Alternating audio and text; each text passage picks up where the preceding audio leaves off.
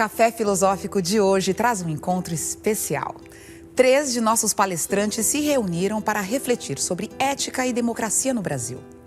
Um evento que atraiu um público de quase 5.000 pessoas que encararam frio, chuva e horas de fila para assistir ao vivo durante 2 horas essa conversa.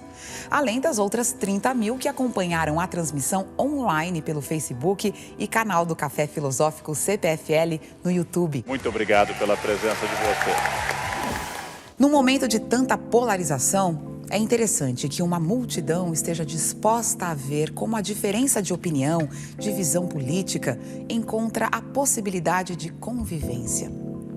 A discussão política em nosso país tem acirrado os ânimos de muita gente nos últimos tempos. Não tem sido nada diplomática, nem nas redes sociais e nem mesmo em roda de amigos. Rabino Hillel tem algo que ele disse que parece um haikai, né? Parece uma expressão de poesia sintética. Disse ele um dia 3 coisas que eu acho que organizam, na minha intenção, aquilo que para mim é a ética, a democracia e, claro, a ação política no nosso país a partir daquilo que acredito. Disse um dia Hillel: se eu não for por mim, quem o será? Mas se eu for só por mim, que serei eu? Se não agora, quando? Nesse sentido, se eu não for por mim, quem o será? A ideia do protagonismo, da capacidade de iniciativa, a proatividade na ação política. Isto é, não admitir que a ação política se dá de várias formas, inclusive dentro de partido, que a ação política na comunidade, na escola, na família, no campo partidário, na gestão da vida e da cidade, que essa ação política não seja passiva. E, portanto, de novo, se eu não for por mim, quem o será? Ou seja, a tarefa do indivíduo como protagonista. A segunda parte tem uma marca forte, que é: mas se eu for só por mim, que serei eu? Isto é, a nossa percepção de que a ação política, a ação na democracia, ela se dá numa comunidade, em parceria com outras pessoas, mas não necessariamente em concordância com outras pessoas. Faz parte do processo da vida em comunidade que haja a possibilidade da discordância. E, nesse sentido, a presença do conflito como sendo um dos elementos-chave para o crescimento daquilo que é a construção de uma realidade coletiva. Por isso, se eu for só por mim, que serei eu? Mas a terceira parte é a que me encanta mais, quando Hillel disse: se não agora, quando? Isto é, a ideia de oportunidade, de ocasião, de momento propício, que os gregos, com alegria no passado, chamavam de kairos. Isto é, a hora é agora. E no sentido de a hora é agora, de percepção de qual é o tempo histórico que nós temos para não deixar escapar pelos dedos uma democracia que é frágil, que é incipiente, que ainda não é madura na sua construção mais forte, mas que é necessária. Eu costumo dizer, às vezes, que nós, no Brasil, ainda temos pouco afeto pela democracia. Isto é, nossa ligação é muito frágil. Nós perdemos a paciência com uma certa facilidade em relação a toda a cenografia, né, que a democracia exige. Por exemplo, de ter, vez ou outra, de se dispor a um ato que é um pedacinho minúsculo, mais importante, do processo democrático, que é a ação em relação ao voto, seja como presença, seja como protesto, seja como ausência deliberada, tudo aquilo que constitui, como dizia, essa cenografia necessária a que a gente construa algo que a gente consiga proteger. Há povos que estão há 200, 300 anos tentando construir isso que é o modo democrático de uma existência em que a diferença não seja entendida como desigualdade, em que se entenda que reconhecer as diferenças não é admitir as desigualdades. Homens e mulheres são diferentes, não são desiguais. Brancos e negros são diferentes, não são desiguais. Nordestinos e sudestinos são diferentes, não são desiguais. Pessoas que pensam do modo político mais conservador, de um ponto de vista, pessoas que pensam de um modo político mais progressista, de um outro ponto político, são diferentes, não são desiguais, enquanto possibilidade de convivência. Por isso, o ano de 2016 foi, para mim, um ano de alegria cívica. Alegria cívica, isto é, nunca na nossa trajetória tivemos um aprendizado sobre política tão forte. Nós vivemos uma mudança significativa, que ainda não é suficiente para imprimir na nossa democracia uma consolidação mais forte, mas que já é capaz, sim, de representar os vários modos de ser. Nós queremos refletir, debater, não necessariamente chegar a um consenso. Muitas vezes o processo democrático ele não é de base consensual, ele exige o respeito à regra conhecida e a vitória, em várias situações, de um determinado grupo que, nas regras claras e limpas, disputou uma discussão, um processo, uma eleição.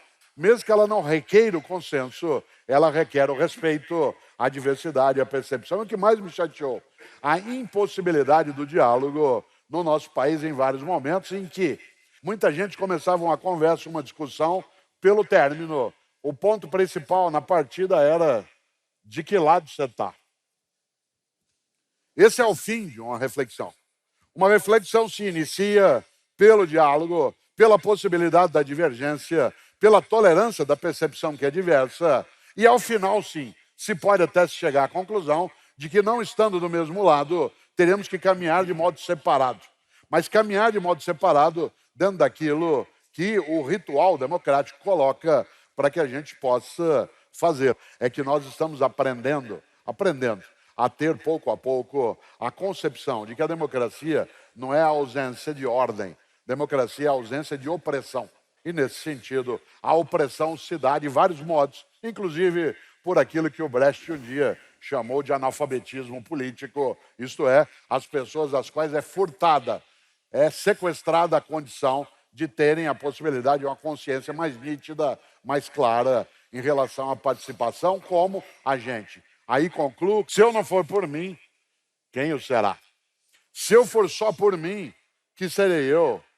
Se não agora, quando? Eu acho que o Brasil tem vivido momentos difíceis, mas ao mesmo tempo momentos muito interessantes do ponto de vista político. Eu não tenho uma percepção idealizada da democracia.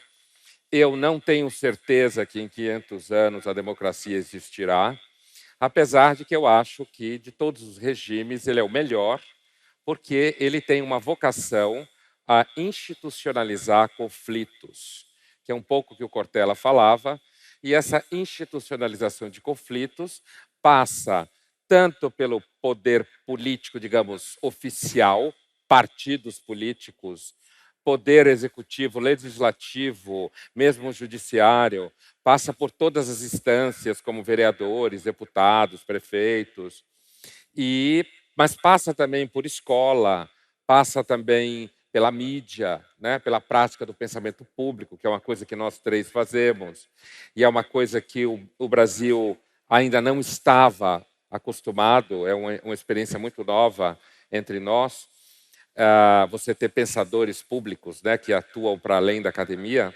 mas a democracia ela tem, por exemplo, uma dificuldade com a ideia de verdade mesmo. A democracia tem uma vocação natural a diluir qualquer noção de verdade numa concepção numérica, estatística, como em voto, por exemplo.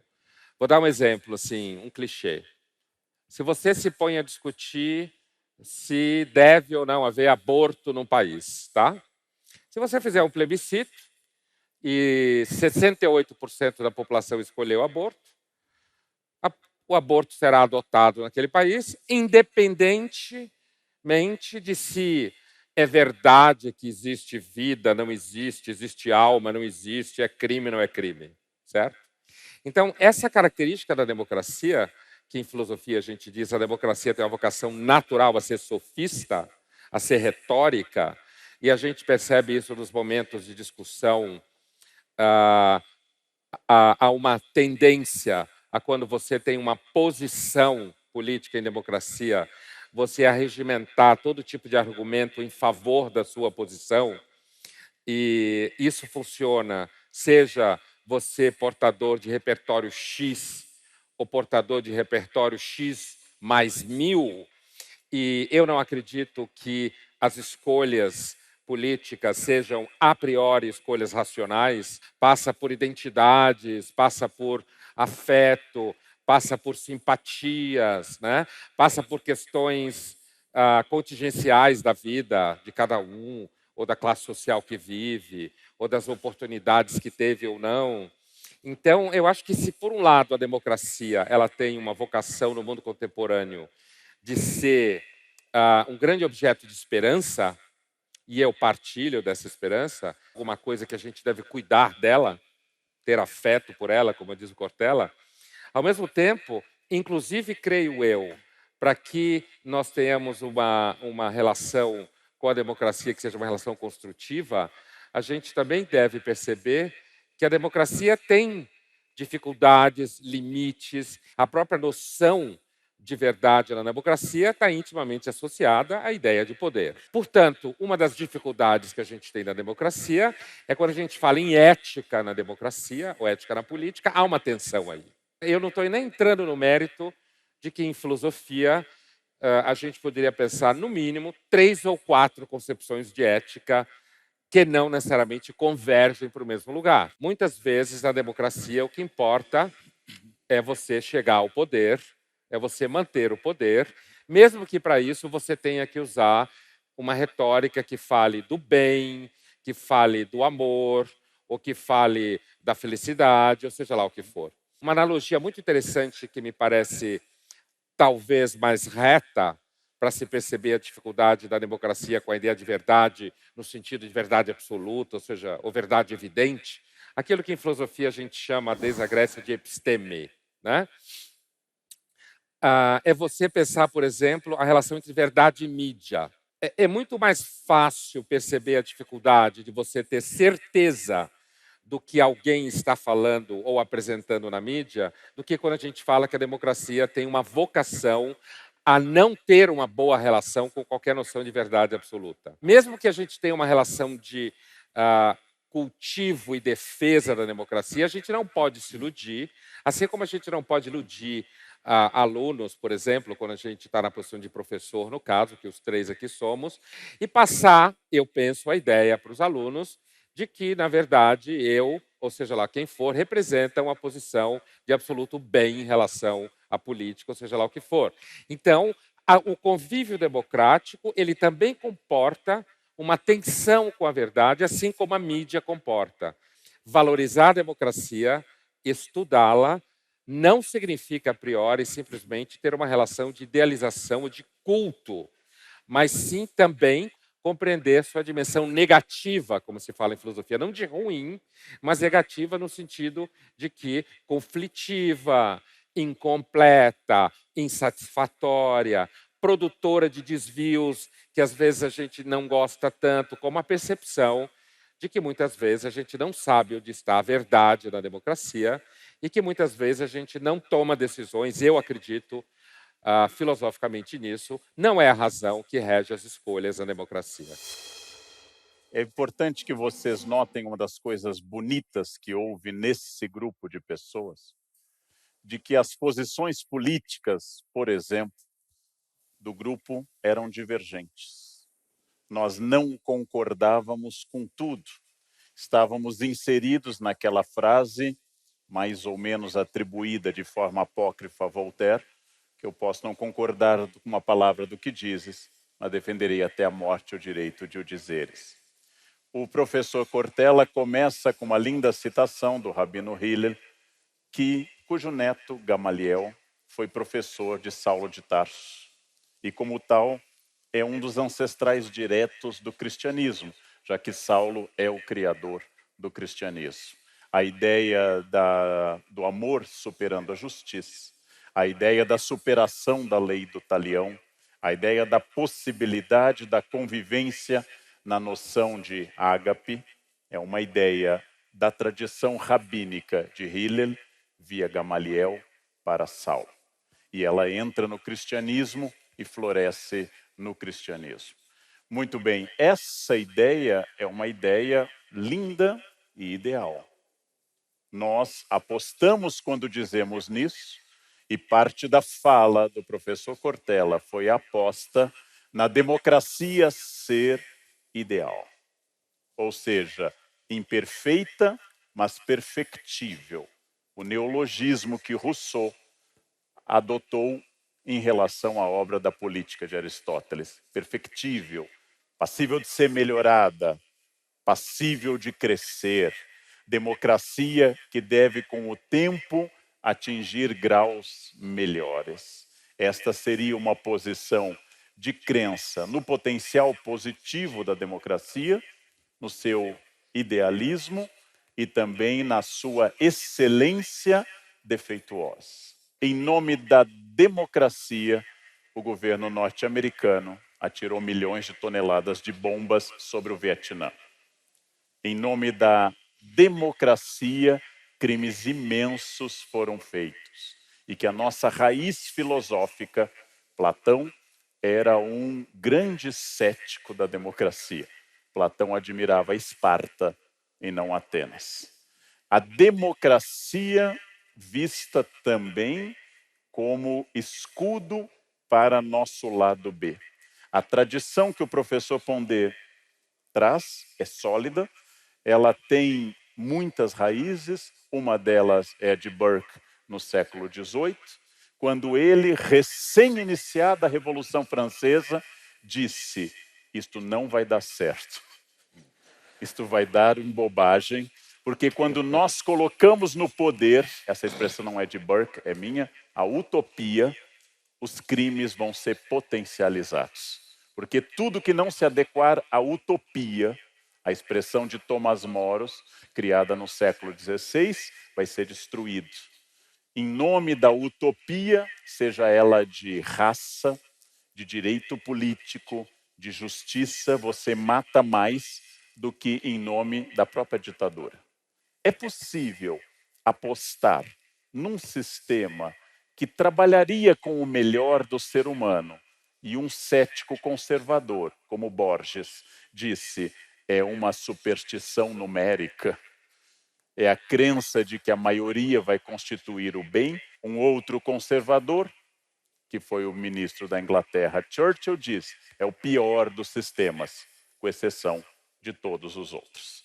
Ou seja, vocês então entenderam que nós podemos ver a democracia como algo possível de ser aperfeiçoada, mas também é importante, para que ela seja perfectível, que nós lembremos a extensão dos demônios que ela encobre. E essa tradição do Pondé e a tradição do Cortella são duas tradições que dialogam: idealismo e realismo, perfectibilidade como total incapacidade humana de chegar à plena realização de tudo. No fundo, um diálogo sobre o que há de belo, bonito, poético, ideal em nós, que dialoga e, por vezes, se escuda no que há de terrível, de sombrio, de violento. A nossa vontade de sermos bons, com frequência, esconde crimes, desejos e maldades indescritíveis. Enquanto que a tradição absolutamente ideal e subjetiva de Hillel, a tradição não literal da leitura da Torá, a tradição de entender o espírito da lei e não a lei, a tradição que Paulo e os evangelistas vão colocar na boca de Jesus. O homem não foi feito para o sábado, mas o sábado foi feito para o homem, ou seja, que o ser humano redefine as relações e que há uma chance dele atingir a redenção pessoal e talvez até coletiva e política, é o outro polo que não exatamente, mas algumas vezes, tanto a minha fala quanto a do professor Cortella tocou. O polo de quem acha que é possível sair da caverna platônica. Talvez, aí eu já estou extrapolando, o Pondé acredite que fora da caverna é pior ainda, é melhor ficar lá, que tem uma fogueira, e você acha aquelas sombras bonitinhas. É possível ou não sair da caverna? Uma pessoa com consciência crítica é melhor do que uma pessoa sem consciência crítica, A ignorância é uma bênção, a democracia é o melhor que nós conseguimos. O Brasil de verdade é uma democracia real ou é uma democracia aparente? E, por fim, se a democracia não é o mais astuto de todos os estratagemas conservadores já concebidos, já que faz crer, através da magia eleitoral, que o povo tem alguma importância na política. Quando a política continua a ser, como era em Esparta, decidida por uma gerúsia. Em Esparta, Assembleia dos Gerontes, hoje Senado, Senex em latim velho. Hoje a gerúsia é o Senado, mas como é inconcebível que o Senado exerça seu poder oligárquico, nós temos que disfarçar, fazendo crer, de vez em quando, às vezes, que o povo tem alguma importância neste processo. Seria a democracia a forma mais perfeita de ditadura já criada pela espécie humana, porque ninguém pode atacá-la, ninguém pode destruí-la sem ser acusado de ser fascista. Seria a democracia a gaiola mais dourada que a espécie humana ocidental teria conseguido imaginar. Em relação à questão do Platão, da metafísica e da caverna, a qual você se referiu, Você vai dizer se você prefere dentro ou fora? Se eu preferia... Eu fiquei curioso. Então, a hipótese do Karnal, se eu preferia ficar dentro da caverna com uma fogueira, eu responderia o seguinte: nem dentro nem fora, porque eu acho que Platão está errado, certo? O problema do Platão Vai cair tá um errado. raio aqui, vai cair um raio desse lado, eu vou me afastar. O que é uma Platão, afirmação? perdoai os Então, Tudo bem. a reação do Karnal é plenamente consistente, porque ninguém em sã consciência pode falar uma frase dessa: eu acho que o Platão está errado. Né? Isso é um pecado, nunca repitam isso por aí. Eu não falei isso, tá? Eu estava num momento de delírio, mas eu vou repetir o delírio. Eu acho que o Platão está errado no que se refere ao famoso mito da caverna, de que haveria entre nós um mundo falso, em algum lugar um mundo verdadeiro, e esse mundo seria fora da caverna. Com relação à gaiola, eu diria, a gaiola dourada a qual você se referiu, Karnal, eu diria duas coisas. Assim, eu acho que existem várias dimensões negativas à democracia, como eu falava no começo, né? E uma delas pode ser esse grande sistema de engano ao qual você se refere, quando você dizia uma espécie assim de da mágica do voto, em que as pessoas, porque votam, acham que por isso elas participam do poder. Mas eu acho que também há uma outra questão na democracia com relação à gaiola, a possibilidade da gaiola de ouro, que é a seguinte: e nesse sentido a democracia partilha um problema igualzinho à sociedade de mercado, ao capitalismo, como se costuma chamar. Tanto na democracia quanto no capitalismo, se desenvolve uma tendência incontrolável a querer agradar todo mundo. Na democracia e no capitalismo, você tem que dizer que o povo é lindo, que as pessoas são maravilhosas, que quanto mais melhor. Por quê? Por duas razões básicas. No capitalismo, porque senão não compram o seu produto. Então você tem que elogiar o consumidor, senão ele manda você para aquele lugar e compra outra coisa. E na democracia, votam em outra pessoa, certo? Ou escolhem outra compreensão de mundo, outra ideia. Então, eu acho que eu não acredito que exista nenhum regime melhor do que a democracia. A gente não conhece, né? Mas assim, se existe uma dimensão de gaiola de ouro, como você se referia, uma das grades dessa gaiola é a necessidade que a democracia traz, assim como o capitalismo, de um certo bajulamento da base continuamente, para que esta base devolva a você em lucro, no sentido da compra do capitalismo, ou devolva a você em agrado, em admiração, em voto. E, portanto, é mais uma razão para a gente ficar atento à dificuldade que existe entre a democracia e sua natureza retórica e sofística e qualquer ilusão com relação à verdade. E isso é, me parece, uma enorme gaiola de ouro, se você imaginar que você está preso no espaço onde todo mundo vai te elogiar, falar que você é lindo, que suas opiniões são maravilhosas, que você está certo e que o mundo, de fato, um dia pode pertencer a essa coisa que a gente chama naturalmente de povo.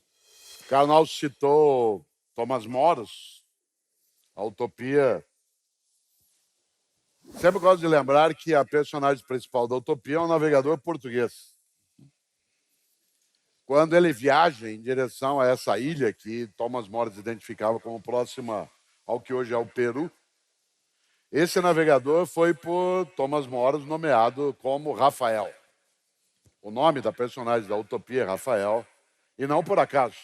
Na tradição judaica, Rafael é o que cura. Aliás, é aquele que ilumina o caminho, aquele que oferece a Tobias aquilo que ele ainda não tinha, que era a iluminação. Sem cair numa armadilha tola, que é supor que a filosofia ilumina, que a tarefa de pessoas que têm, por exemplo, como lembrou o Pondé, o trabalho de intelectuais públicos, que seja iluminista, ainda assim, eu acho que a capacidade de esperança, com todas as entranhas horrendas que aqui lembrou tanto o Karnal quanto o Pondé, elas são uma forma de dever da nossa perfectibilidade.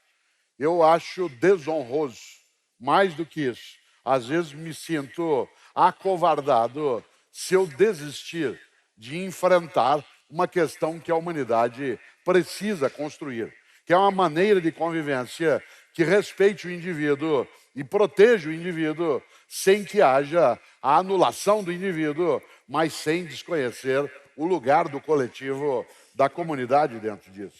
Acho que por mais que eu leve em conta, e eu levo, tanto as ponderações que Pondé faz quanto o Karnal em relação às observações, ainda assim, né, a minha capacidade de supor que Rafael, né, possa ajudar-me a iluminar um pouco, ela vai acima da minha descrença de até imaginar que a democracia ela não teria um lugar. Por fim, eu quero lembrar um mestre sufi, né, para não escapar, né, do mundo da fonte original abraâmica, né, que lembra algo que talvez só nós humanos sejamos capazes de fazer. Um grupo de crianças, essa é uma história conhecida, não já dá a entender. Um grupo de crianças correu em direção ao mestre dentro do islamismo e estava com um pacote de doces na mão, como se fosse bala. E chegou até ele e disse assim: mestre, nós ganhamos esse pacote de balas, nós somos 11 pessoas. Qual critério o senhor acha que a gente deve ter? O senhor pode nos ajudar a distribuir o saco de balas entre nós? E aí o grande mestre perguntou: vocês querem que distribua ao modo de Deus ou ao modo dos homens? Claro que as crianças imediatamente disseram: a gente quer que você faça como Deus. E aí ele disse: pois não. Enfiou a mão no saco de balas e disse: 3 para você, 5 para você, 2 para você, nenhum para você. O modo humano seria a partilha. O modo do acaso, da divindade ou dos deuses fora do mundo humano seria o acaso. E nesse sentido, o fortuito, a riqueza, a vida, a escola, o hospital, pela mera origem fortuita. No meu entender, a democracia ajuda a fazer ao modo dos homens aquilo que é a partilha justa, em vez de deixá-la, né, em nome do acaso. É uma boa crença e, portanto, é ela que me movimenta. Não necessariamente ela é certa, mas que ela é boa. Eu prefiro ainda o modo dos homens do que o acaso. Retomando o que falava o Cortella, aliás, no final, eu acho que a vida é um combate contínuo ao acaso, à contingência. O destino é o caráter cego dessa contingência. Não existe ninguém escrevendo roteiro nenhum. Não há nenhum sentido maior nas coisas e, portanto, nossa condição é a condição de alguém que está nesse combate e portanto, tentando sobreviver, arrancar sentido das pedras, fazer com que, se você não nasceu rico, ainda assim tenha condição de ter algum hospital decente. Então, nessa oposição que falou o Cortella, eu não tenho dúvida que eu acho que o destino da humanidade é combater o acaso a cada hora do dia, combater a dissolução do sentido, e isso daí passa, sem dúvida nenhuma, por um esforço descomunal. Você não precisa cultivar a infelicidade, inclusive porque ela vai encontrar você a qualquer momento, né? Você claramente deve procurar uma vida um pouco menos dramática. Grande parte da formação erudita do Cortella traz, que é muito importante, dialoga com a etimologia, ao lembrar que os 4 arcanjos que a Bíblia denomina, Rafael, Gabriel, Miguel e Lúcifer, Rafael é aquele que cura, Rafael, Deus conduz, Deus cura, El é um dos 72 nomes de Deus na tradição judaica, e Rafael é o guia desse novo mundo, a utopia, esse neologismo grego do não lugar, para corrigir, no caso, o mundo da Inglaterra dos Tudor e o mundo da Europa naquele momento, em diálogo com outra utopia distópica, que é o elogio da loucura de Erasmo de Roterdã e de todo o humanismo, ou seja, da tradição de pensar o mundo a partir de valores greco-romanos clássicos, em geral idealizados. Uma das coisas que torna fascinante o pensamento, gente, que é um aprendizado, é quando exatamente uma mente ágil, inteligente e bem formada, como a do meu colega Cortella, pega os dados, junta e apresenta a vocês com um gancho, um link de pensamento. Essa liberdade é tamanha e distingue o leitor de filosofia do filósofo, que o professor Pondé, da mesma forma, rápido, ágil e bem formado, disseca e lança essa pérola. Platão estava errado. Tá? Provavelmente em 100 anos, o meu nome estará apagado do professor Pondé do Cortella e talvez Platão ainda seja Continuará errado. Continuará errado. O primeiro pecado é o orgulho. Aleluia, irmão, Esse aleluia. E o que é maravilhoso nisso é exatamente eu dar ao conhecimento vitalidade orgânica. Fazer do conhecimento esse macramê com as biografias e com a realidade. Neste encontro de Cortella, Karnal e Pondé, divergências foram tratadas com respeito e bom humor. Conseguir ouvir o outro e conhecer pontos de vista diferentes é uma forma de enriquecer nosso repertório, ajudar na compreensão do momento político brasileiro e ampliar a nossa percepção sobre as implicações de se viver em uma sociedade democrática. A seguir, algumas reflexões do debate. Todos os filósofos e pensadores têm o dom de nos retirar dessa zona de conforto. Esta zona que nos faz pensar, ora, parece bom que todos nos amemos. Essa é uma das grandes utopias do mundo. Mas tal como o Cortella e o Pondé, eu estou um pouco perturbado com a necessidade das pessoas e sua hipersensibilidade, aquilo que o Pondé define como geração mimimi, que é um conceito filosófico também.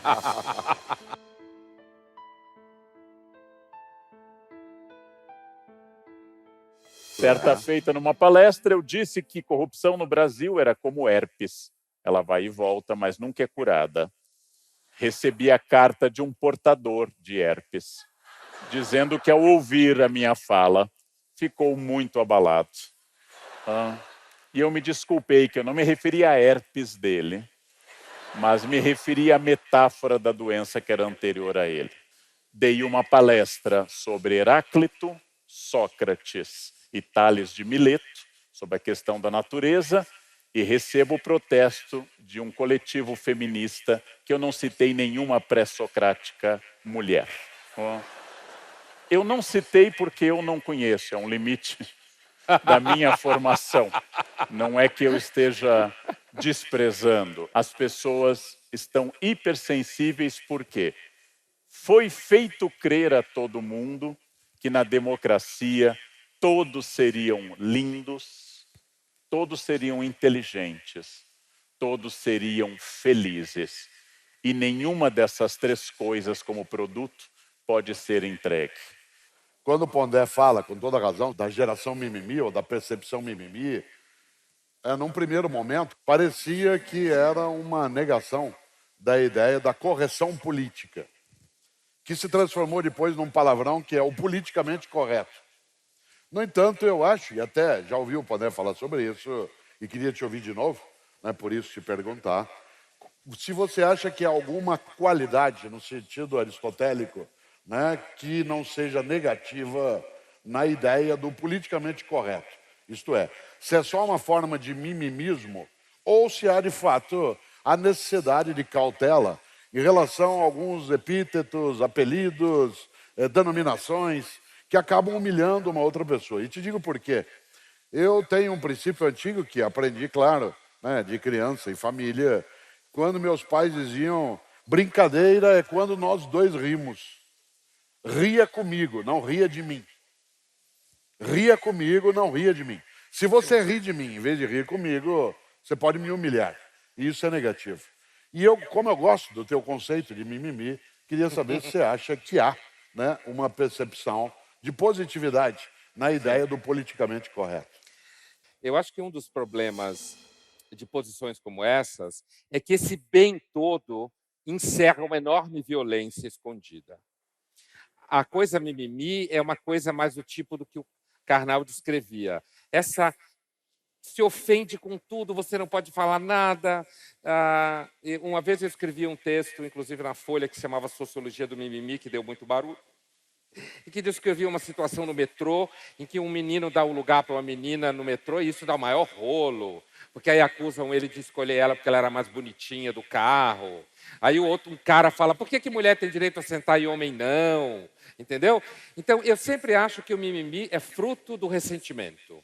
Falando nietzscheanamente, eu acho que o mimimi é fruto do ressentimento e não foi dada em política ainda a devida atenção ao ressentimento como categoria de análise, né?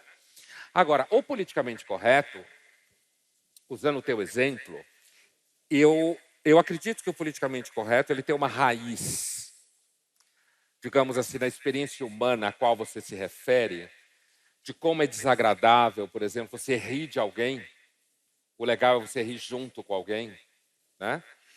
E é bom que você tenha citado o que o seu pai ou sua mãe dizia para você, porque eu acho que o politicamente correto ele é uma farsa institucional que normalmente na universidade serve para destruir carreira de colegas e alunos, que serve para inviabilizar o debate público, e ele é uma farsa porque ele se propõe a tomar o lugar da educação doméstica, certo?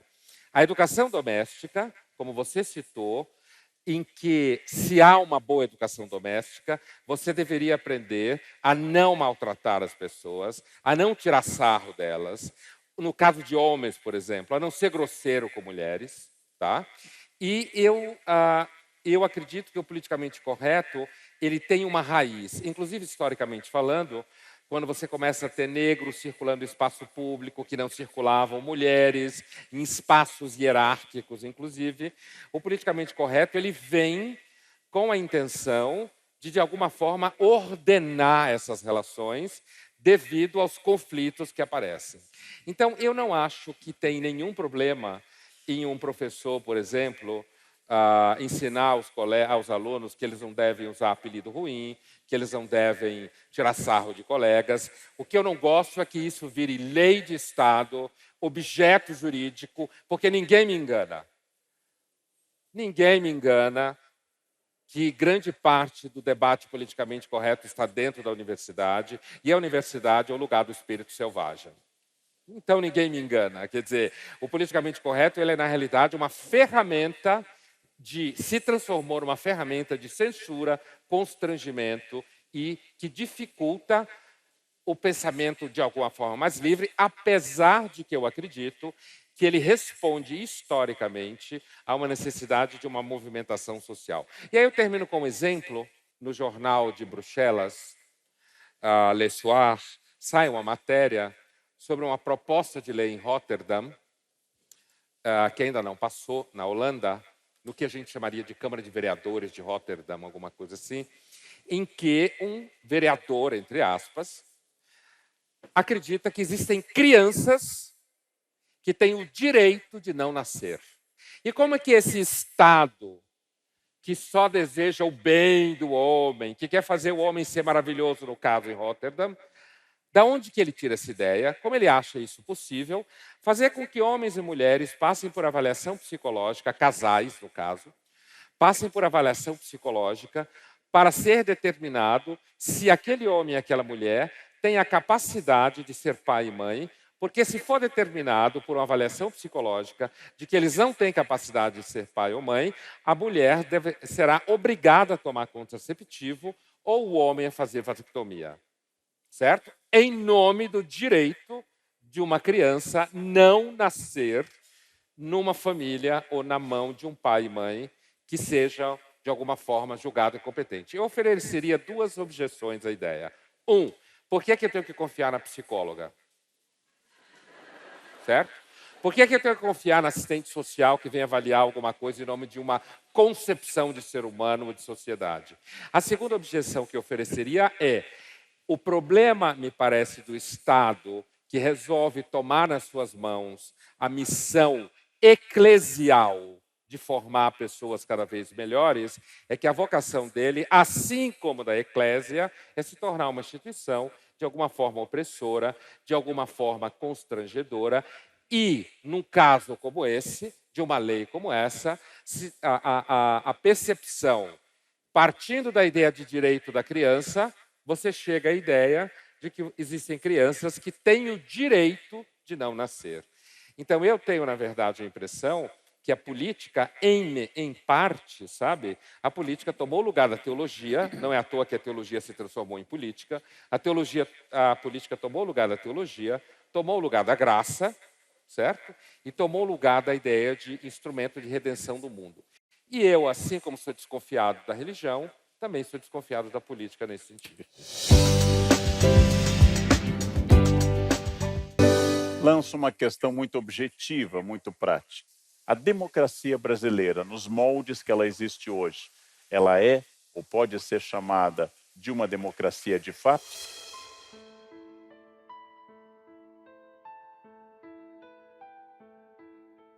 Eu acho, Karnal, que ela é sim uma democracia perfectível. Voltando ao tema. É só nós imaginarmos que, por exemplo, a cidade onde eu moro, que é São Paulo, onde Pondé e você também mora, né? A gente tem uma representatividade do que é o espírito político da cidade, mesmo que movido por algo que o Pondé antes levantou, que é a ilusão em algumas promessas, ou seja lá o que for. Mas vamos pegar, por exemplo, desde a democratização no Brasil.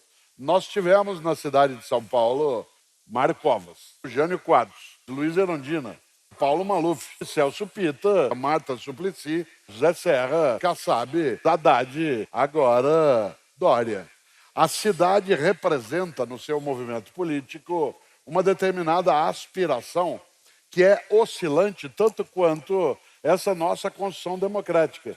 Se você fosse traçar o perfil ideológico de uma cidade que oscila dessa maneira, de duas uma, ou nós não temos ainda uma nitidez em relação a qual é, de fato, né, o rumo que se deseja numa polis, ou, de fato, essa oscilação ela é protegida pela condição de fazer a alternância desse modo. A alternância essa que não acontece no Estado. Isto é, acontece na prefeitura, mas não acontece na questão do governo estadual. Uma mesma população é capaz de ter essa conduta. Mas o que me preocupou mais, e não é o resultado da eleição, que ela precisa ser trabalhada com respeito à decisão feita, mas é o fato de que o prefeito eleito teve menos votos do que o número de votos brancos e nulos. Certo? Os votos brancos e nulos, e as pessoas se ausentaram, ela ultrapassa o número de votos que teve o prefeito eleito. Portanto, há uma outra presença pela ausência que, no meu entender, coloca essa democracia para brincar com Humberto Eco, um grande ateu como vocês dois, né? Que não serão salvos, eu sim. Né? Isso nos anima profundamente. Humberto Eco falava da vida como obra aberta. Eu acho que a democracia é uma obra aberta, o que significa que a vida também é uma obra aberta e vocês dois ainda têm chance. Obrigado. Saiu consolado. Obrigado. Citando o seu mestre, ele veio ao mundo por mim e não por você. Há mais alegria num pecador que se salva que 99 justos da PUC que não precisam de amparo. Por favor, Pondé, para encerrar. Você sabe que esse Deus que você acredita não tem nada de democrático, né? Basta começar pelo Velho Testamento. Eu acho que a democracia do Brasil, ela tem se demonstrado bastante resiliente até certo sentido. Quer dizer, esse tema da violência, eu acho que isso existe, faz parte, inclusive, do acirramento do debate político. É uma infelicidade, que eu acho que figuras como nós podemos muitas vezes ajudar a diminuir esse tipo de polarização. Ela é fruto justamente de um acirramento e de uma maior, de certa forma, politização, mesmo que meio vagabunda, seja lá como for, de uma maior politização e participação.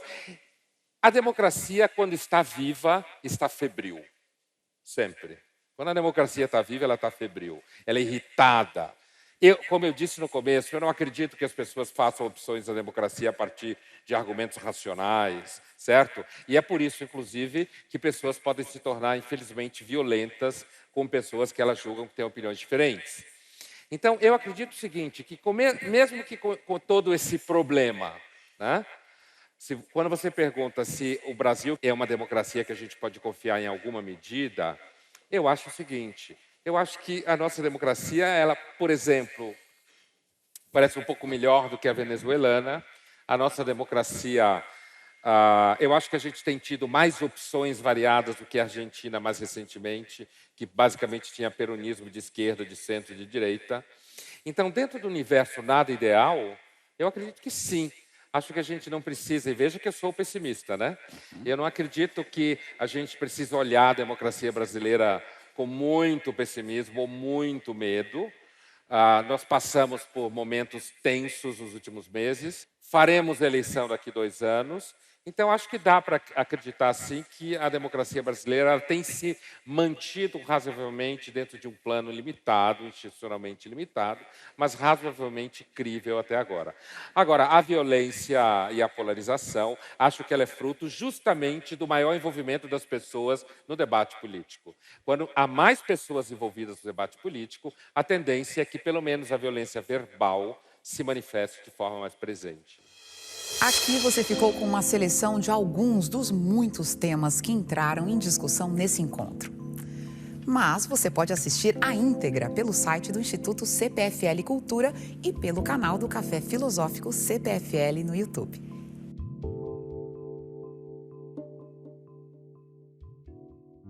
Ao contrário do que possa parecer, eu considero o voto em branco e o voto nulo um voto profundamente político e uma opção política muito clara, uma mensagem direta dada de protesto à obrigatoriedade e à média de baixa qualidade dos candidatos. Quando a gente vê, por exemplo, esse espaço aqui em Campinas, pleno de pessoas, mais de 4.000 pessoas presentes, refletindo, debatendo, o que significa que esse tipo de tema, cada vez ele tem mais interesse. Porque a oposição entre direita e esquerda, conservador e liberal, é um dos temas cujo significado das palavras é normalmente tratado no debate público da forma mais vagabunda possível que existe. É sempre assim, na hora da cruz, ao lado, só 2 ladrões. Sempre assim, né? Todos vamos morrer. O que vai acontecer entre esse momento e aquele, a gente chama de vida. E sobre isso, a filosofia e a história podem dar alguma opinião.